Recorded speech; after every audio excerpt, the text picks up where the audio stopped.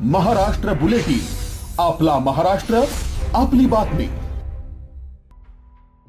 प्रलंबित विकास कामांबाबत प्रशासनाने कोणतीही दिशाभूल करू नये, अन्यथा संबंधित अधिकाऱ्यांवर कडक कारवाई केली जाईल, असा इशारा राज्याचे मंत्री दादा भुसे यांनी दिलाय।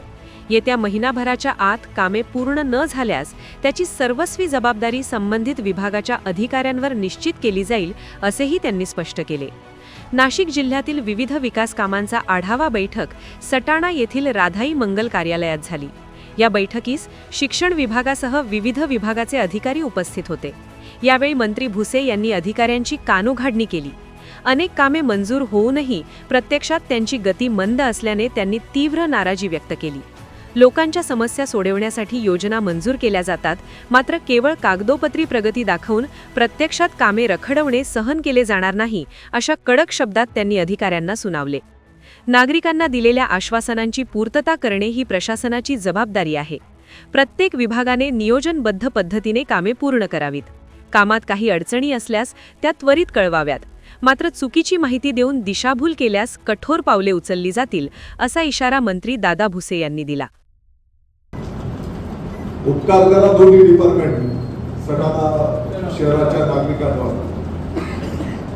आणि जिथे क्रॉसिंग करत असताना कदाचित आता रस्ता तोडणं काही उचित नाही, काही नवीन तंत्रज्ञानाचा वापर करा। जसं आपण काही ठिकाणी अंडरग्राउंड पुश त्या सिस्टम मधून ते करा, आणि तो जो कोण आहे ना कॉन्ट्रॅक्टर त्याला पण सांगा तुम्ही ते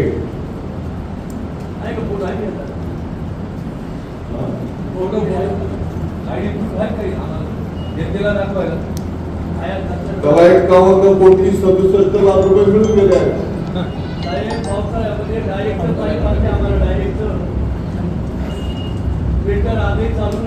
असण्याचा विषय नाही आहे, कन्सल्टंट हसतो आहे,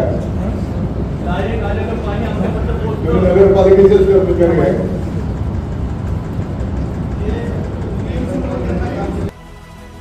या प्रकरणाचा महिनाभरानंतर पुन्हा आढावा घेतला जाईल आणि कामात सुधारणा न दिसल्यास संबंधित अधिकाऱ्यांवर कठोर निर्णय घेतला जाणार आहे। मंत्री दादा भुसे यांच्या आक्रमक भूमिकेमुळे प्रशासनात खळबळ निर्माण झाली आहे। महाराष्ट्र बुलेटिनसाठी संतोष जाधव, सटाणा। महाराष्ट्र बुलेटिन, आपला महाराष्ट्र, आपली बातमी।